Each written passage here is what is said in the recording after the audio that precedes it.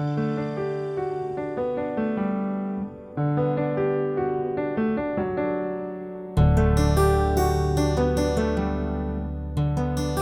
ശാന്തി.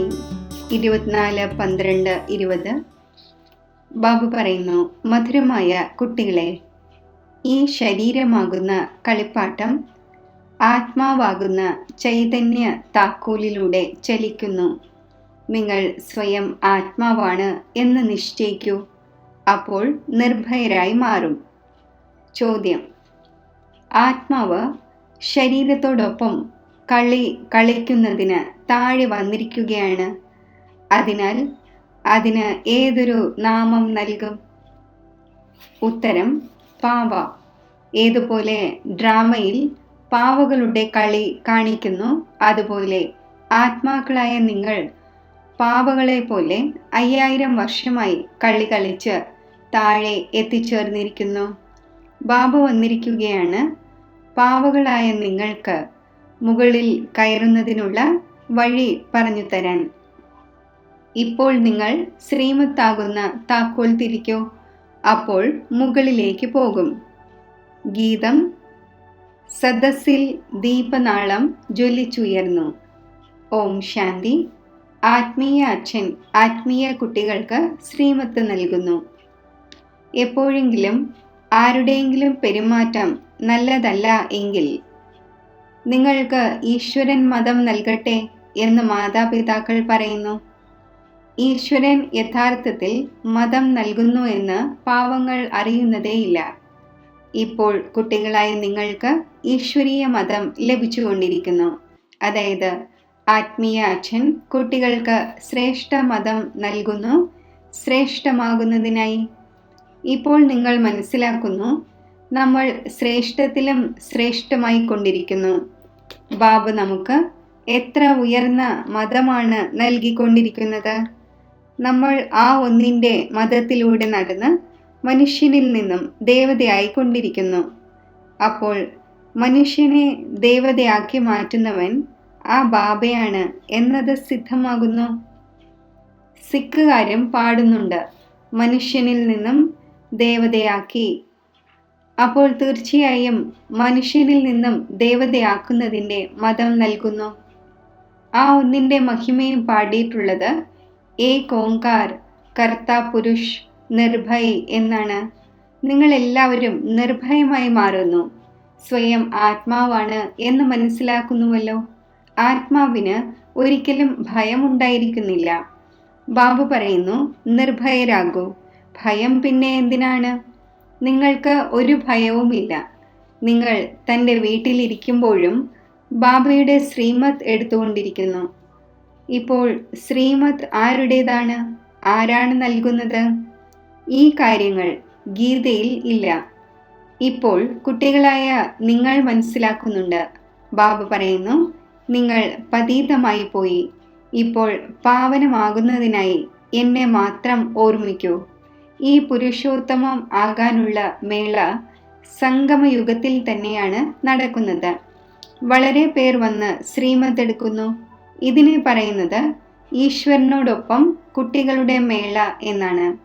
ഈശ്വരനും നിരാകാരനാണ്. കുട്ടികൾ, അതായത് ആത്മാക്കളും നിരാകാരമാണ്. ഞാൻ ആത്മാവാണ് എന്ന ഉറച്ച ശീലം ഉണ്ടാക്കണം. ഏതുപോലെ കളിപ്പാട്ടത്തിൻ്റെ താക്കോൽ മുറുക്കുമ്പോൾ ഡാൻസ് ചെയ്യാൻ തുടങ്ങുന്നു. അപ്പോൾ ആത്മാവും ഈ ശരീരമാകുന്ന കളിപ്പാട്ടത്തിൻ്റെ താക്കോലാണ്.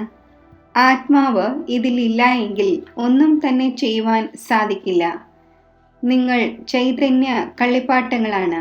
കളിപ്പാട്ടങ്ങളുടെ താക്കോൽ തിരിച്ചില്ല എങ്കിൽ ഉപയോഗമില്ലാത്തതായിരിക്കും, നിന്നു പോകും.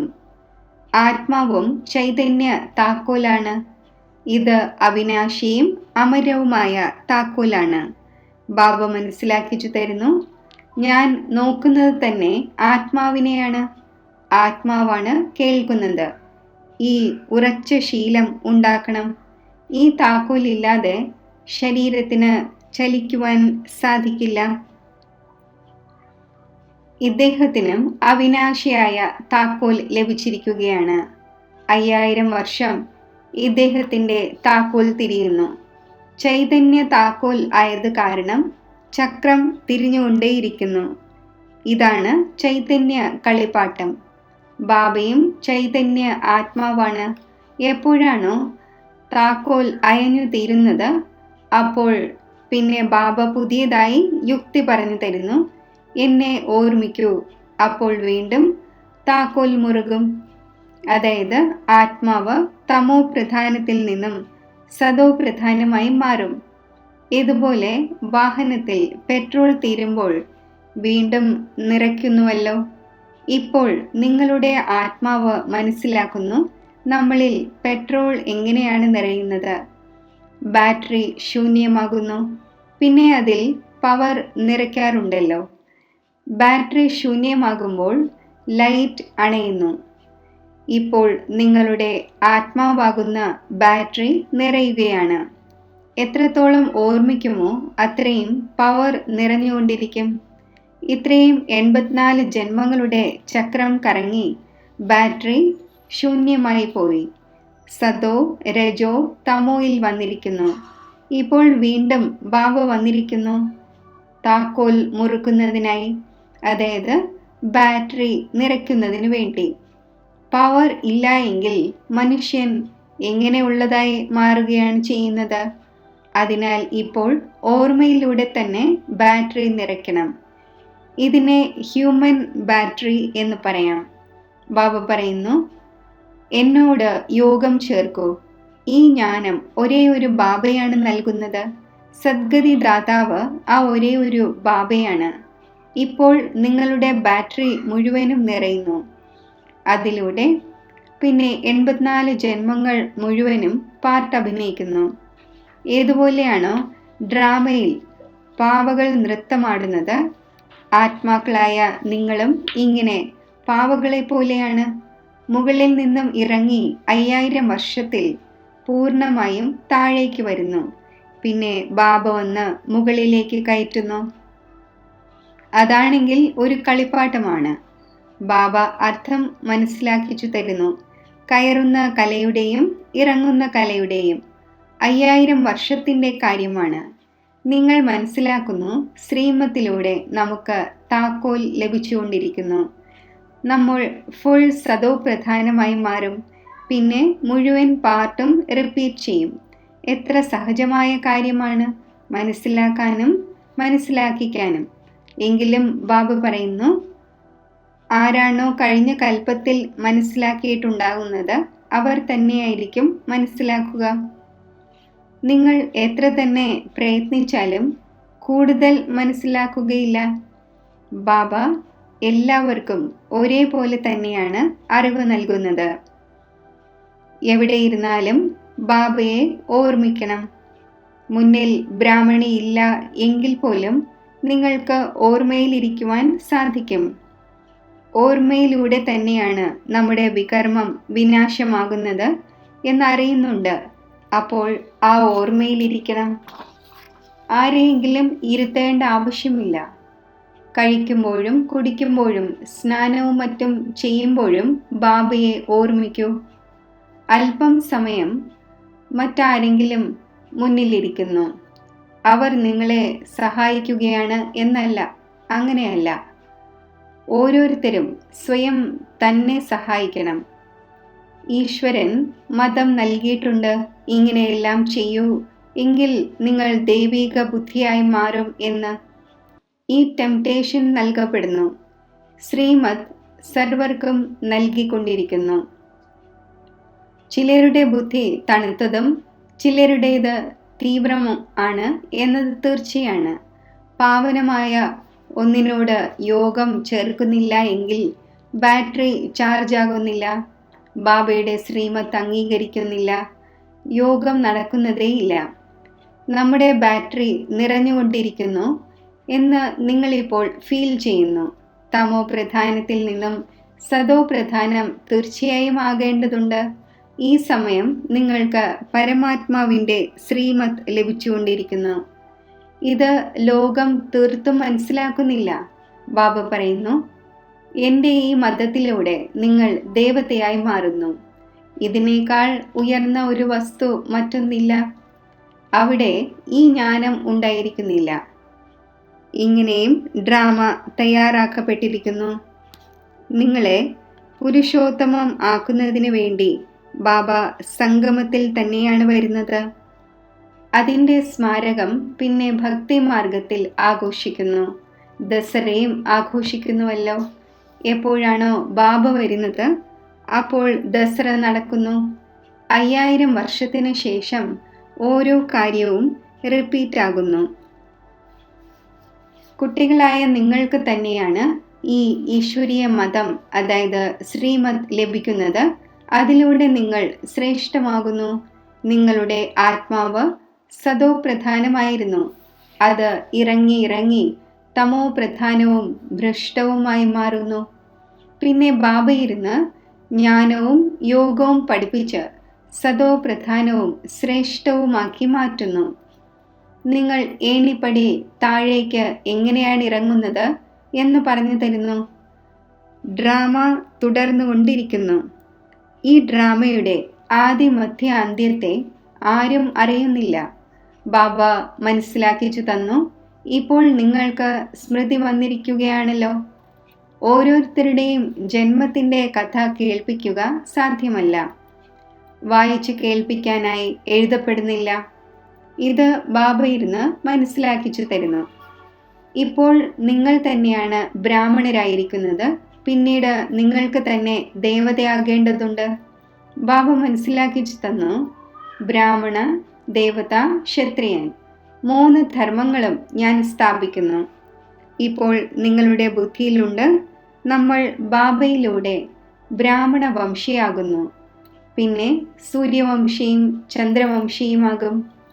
ആരാണോ തോൽക്കുന്നത് അവർ ചന്ദ്രവംശിയാകുന്നു. ഏതിലാണ് തോൽക്കുന്നത്? യോഗത്തിൽ. ജ്ഞാനമാണെങ്കിൽ വളരെ സഹജമായി മനസ്സിലാക്കിച്ചു തന്നു. എങ്ങനെയാണ് നിങ്ങൾ 84ന്റെ ചക്രം കറങ്ങുന്നത്? മനുഷ്യരാണെങ്കിൽ 84 ലക്ഷം എന്ന് പറയുന്നു.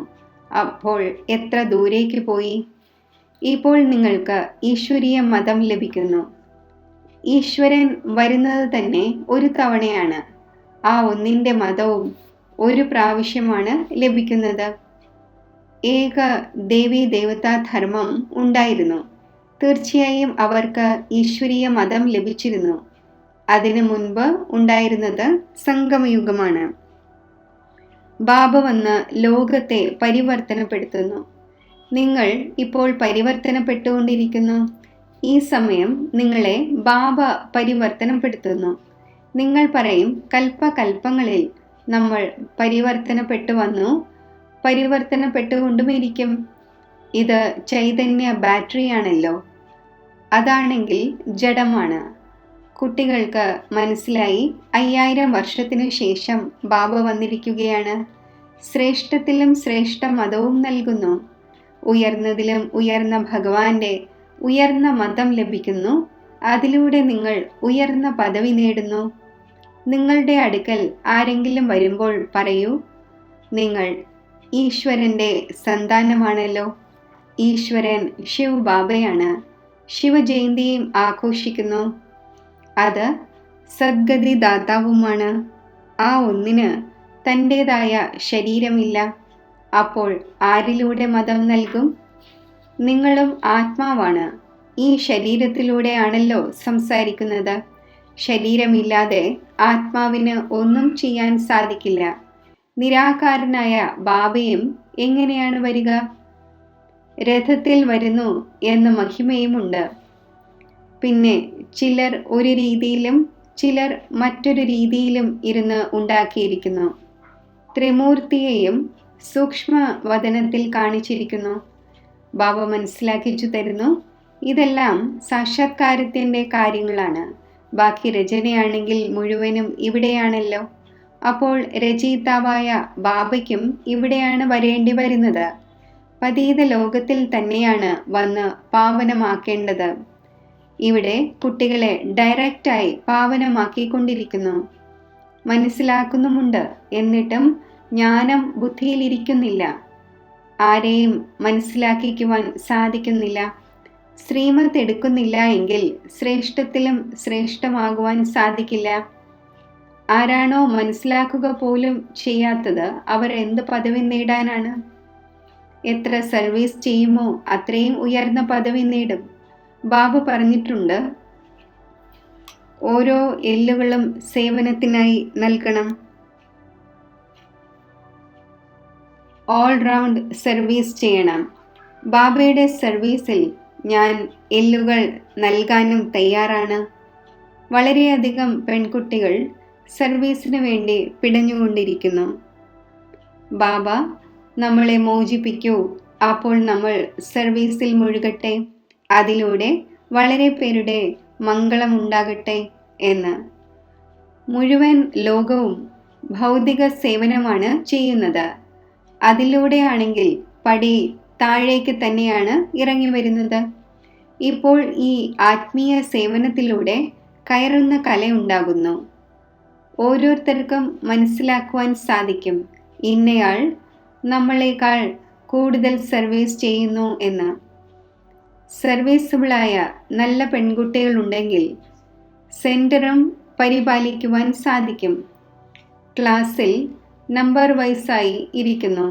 ഇവിടെയാണെങ്കിൽ നമ്പർ വൈസായി ഇരുത്തുന്നില്ല. നിരാശരായി പോകും. മനസ്സിലാക്കുവാൻ സാധിക്കുന്നുവല്ലോ. സർവീസ് ചെയ്യുന്നില്ലെങ്കിൽ തീർച്ചയായും പദവിയും കുറഞ്ഞു പോകും.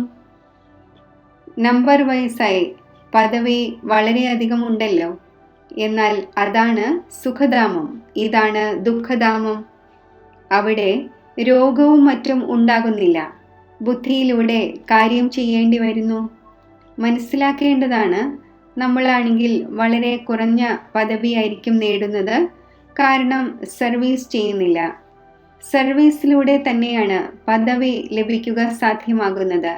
തൻ്റെ പരിശോധന നടത്തേണ്ടതാണ്. ഓരോരുത്തരും തൻ്റെ അവസ്ഥയെ അറിയുന്നുണ്ട്. മമ്മയും ബാബയും സർവീസ് ചെയ്തു വരുന്നുവല്ലോ. നല്ല നല്ല കുട്ടികളുമുണ്ട്, ജോലിയും ഉണ്ടായിരിക്കും. അവരോട് പറയുന്നു, പകുതി ശമ്പളത്തിലും അവധിയെടുത്ത് സർവീസ് ചെയ്തുകൊള്ളൂ, കുഴപ്പമില്ല. അവർ ബാബയുടെ ഹൃദയത്തിലും മയൂര സിംഹാസനത്തിലും ഇരിക്കുന്നു. നമ്പർ വാർ പുരുഷാർത്ഥമനുസരിച്ച് ഇങ്ങനെയുള്ളവർ തന്നെയാണ് വിജയമാലയിൽ വരുന്നത്.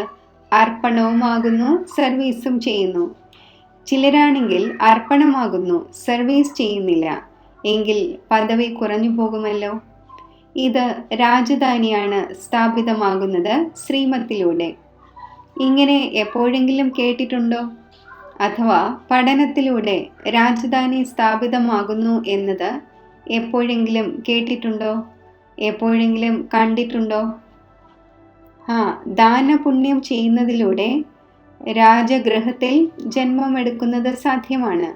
അല്ലാതെ പഠനത്തിലൂടെ രാജപദം നേടി എന്ന് ഒരിക്കലും കേട്ടിട്ടുണ്ടാകില്ല. ആർക്കും അറിയുകയുമില്ല. ബാബ മനസ്സിലാക്കിച്ചു തരുന്നു, നിങ്ങൾ തന്നെയാണ് പൂർണ്ണമായും 84 ജന്മങ്ങൾ എടുത്തത്. നിങ്ങൾക്ക് ഇപ്പോൾ മുകളിലേക്ക് പോകണം. വളരെ ഈസിയാണ്.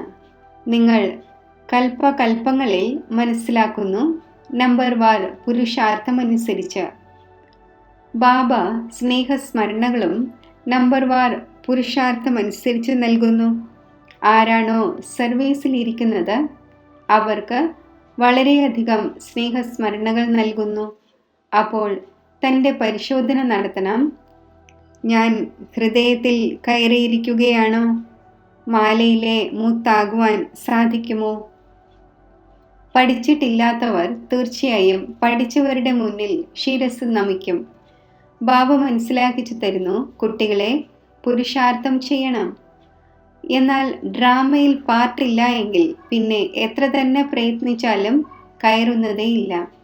ഏതെങ്കിലുമൊക്കെ ഗ്രഹപ്പിഴ ബാധിക്കുന്നു. ദേഹാഭിമാനത്തിലൂടെ തന്നെയാണ് പിന്നെ മറ്റു വികാരങ്ങൾ വരുന്നത്. മുഖ്യമായ കടുത്ത രോഗം ദേഹാഭിമാനത്തിൻ്റെതാണ്. സത്യയുഗത്തിൽ ദേഹാഭിമാനത്തിൻ്റെ പേര് പോലും ഉണ്ടാകില്ല. അവിടെയാണെങ്കിൽ നിങ്ങളുടെ പ്രാപ്തിയാണ്. ഇത് ഇവിടെ തന്നെയാണ് ബാബ മനസ്സിലാക്കിച്ചു തരുന്നത്. മറ്റാരും ഇങ്ങനെയുള്ള ശ്രീമത്ത് നൽകുന്നില്ല.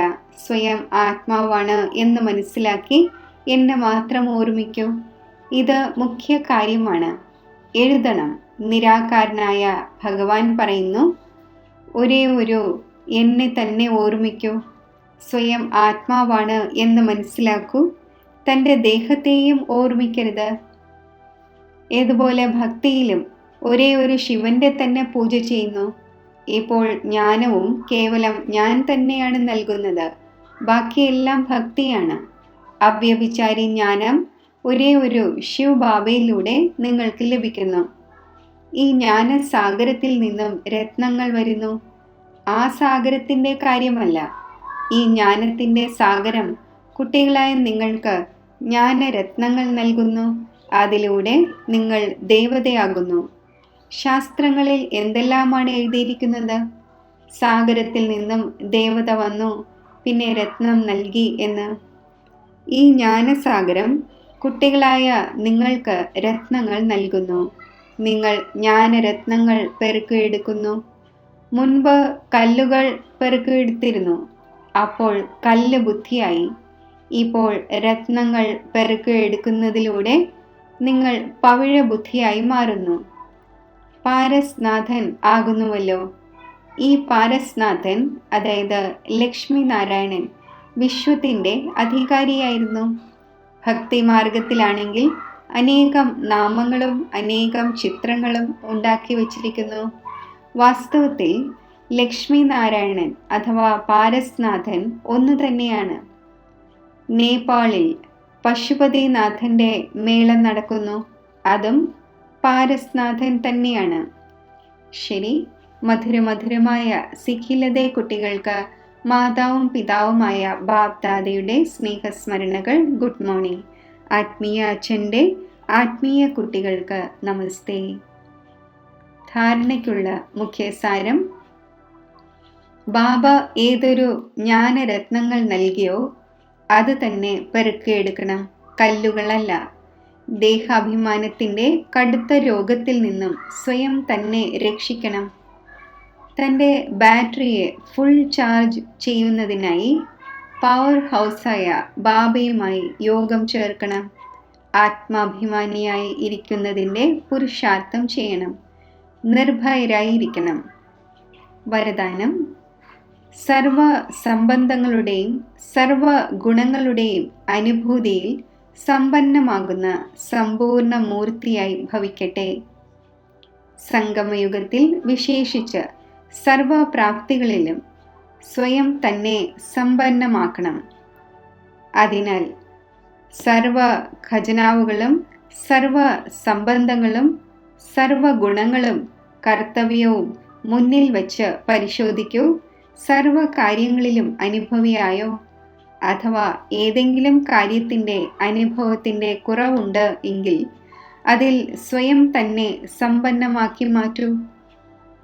ഒരു സംബന്ധത്തിൻ്റെയോ ഗുണത്തിൻ്റെയോ പോലും കുറവുണ്ട് എങ്കിൽ സമ്പൂർണ്ണ സ്റ്റേജ് അഥവാ സമ്പൂർണ്ണ മൂർത്തി എന്ന് പറയുവാൻ സാധിക്കില്ല. അതിനാൽ ബാബയുടെ ഗുണങ്ങളെയും തൻ്റെ ആദി സ്വരൂപത്തിൻ്റെ ഗുണങ്ങളെയും അനുഭവം ചെയ്യൂ. അപ്പോൾ സമ്പൂർണ്ണ മൂർത്തിയാകും. സ്ലോഗൻ: ആവേശത്തിൽ വരുന്നതും മനസ്സിൻ്റെ രോദനമാണ്, അതായത് കരച്ചിലാണ്. ഇപ്പോൾ കരയുന്നതിൻ്റെ ഫയൽ സമാപ്തമാക്കൂ.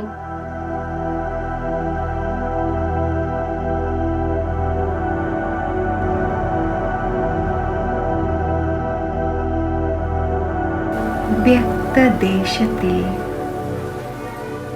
ഈശ്വരീയ കർത്തവ്യത്തിന് നിമിത്തമായിരിക്കുന്ന വിശേഷ ആത്മാവാണ് ഞാൻ. ദേഹത്തെയും ദേഹത്തിൻ്റെ ദേശത്തെയും മറന്ന് ഒരു സെക്കൻഡിൽ ഈ സാകാരി ലോകത്തിൽ നിന്നും പരംധാം നിവാസിയാകുന്നു. പരംധാമത്തിൽ തിളങ്ങുന്ന വിശേഷ നക്ഷത്രമായി, വിശേഷ ആത്മാവായി ഞാൻ സ്ഥിതി ചെയ്യും.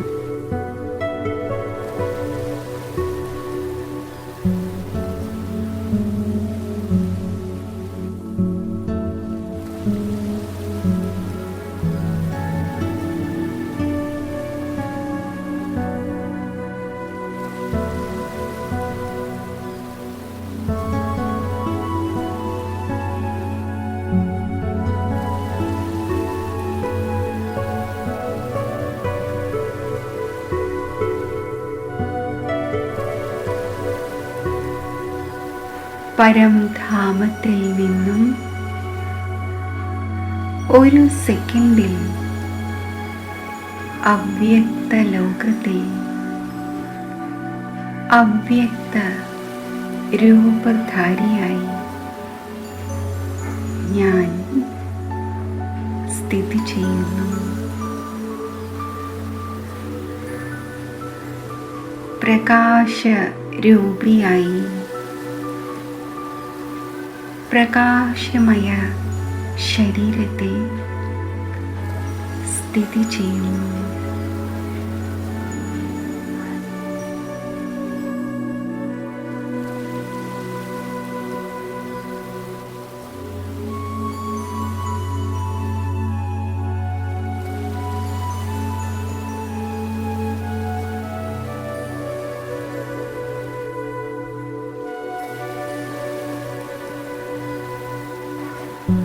ഡബിൾ ലൈറ്റ് ഫരിഷ്തയാണ് ഞാൻ.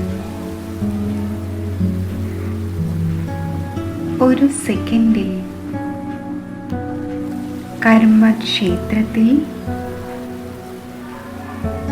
സാകാരദേശത്തിൽ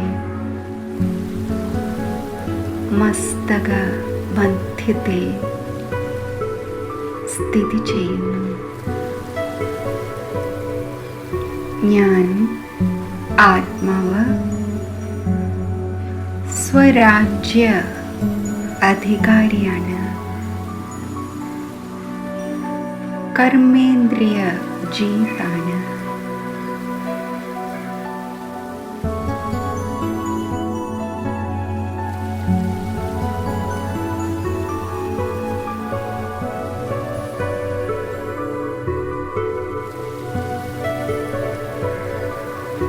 വീണ്ടും ഒരു സെക്കൻഡിൽ പരംധാമാകുന്ന ജ്യോതിദേശത്തിൽ പ്രകാശ ബിന്ദു സ്വരൂപമായി ഞാൻ സ്ഥിതി ചെയ്യുന്നു. പരമധാമത്തിൽ സർവശക്തിവാനായ ശിവബാബയുടെ ഛത്രഛായയിൽ സ്ഥിതി ചെയ്യുന്ന ശക്തി സ്വരൂപ ആത്മാവാണ് ഞാൻ.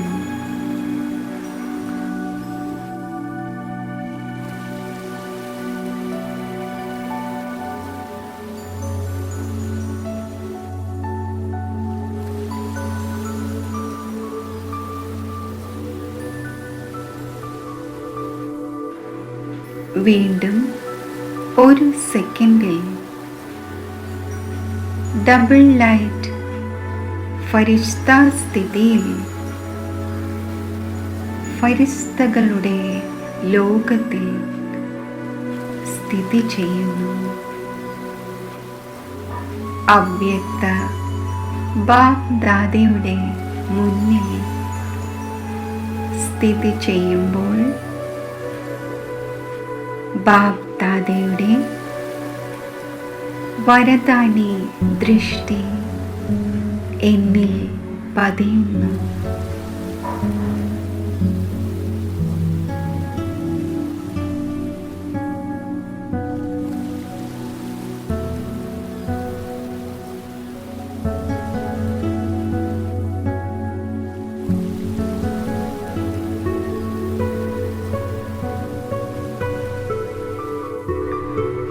അലൗകിക അതീന്ദ്രിയ സുഖമയ അവസ്ഥയുടെ അനുഭവത്തിൽ ഞാൻ സ്ഥിതി ചെയ്യുന്നു.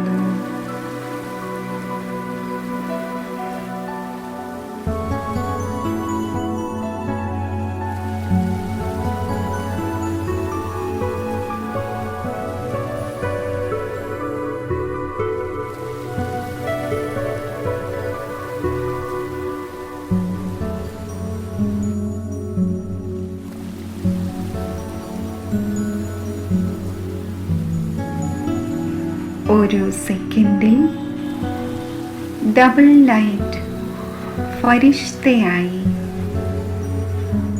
സാകാരി ദേഹത്തിൽ അവതരിക്കുന്നു.